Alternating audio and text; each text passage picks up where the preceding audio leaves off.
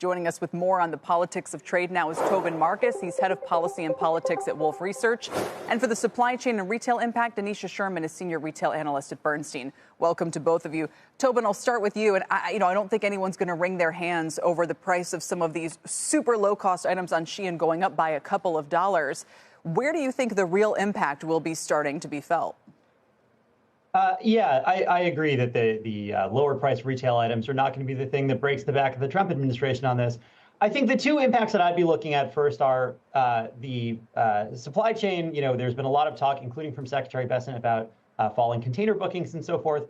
As that works its way into trucking, into rail, I think that's one place where we'll start to see real economic pain that might register on the Trump administration's radar. And then the other is inputs into U.S. manufacturing processes, which we import a lot of intermediate inputs from China.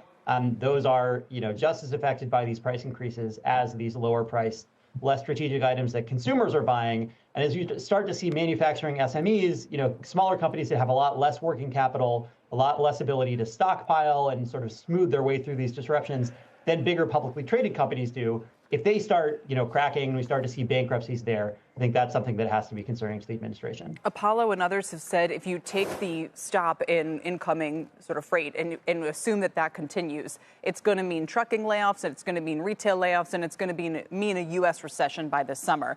The flip side of that, as others are pointing out, is that it looks like volumes are to some extent starting to rebound. So which story is it?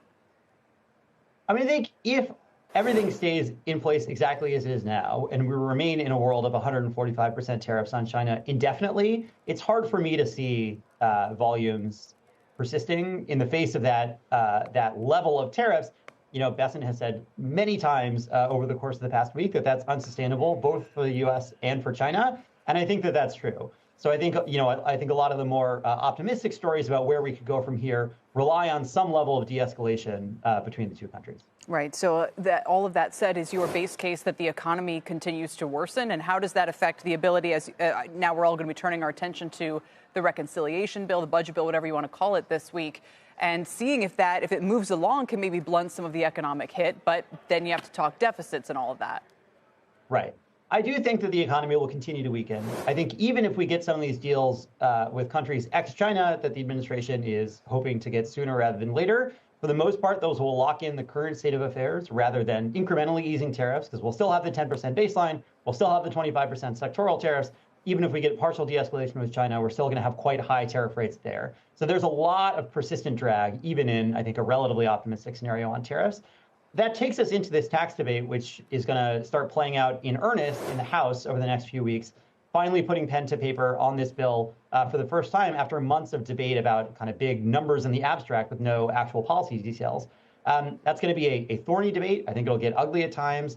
My guess would be that bill passes in July. So I do think that we have a ways to go there before we start, getting the chance of, stimulus, reassurance to the business community from that package of tax cuts. And, the net fiscal impulse that we're looking for from that bill is significantly smaller than the drag from tariffs. It's definitely will be stimulative over the next few years, but I think likely not to the extent that the tariffs are.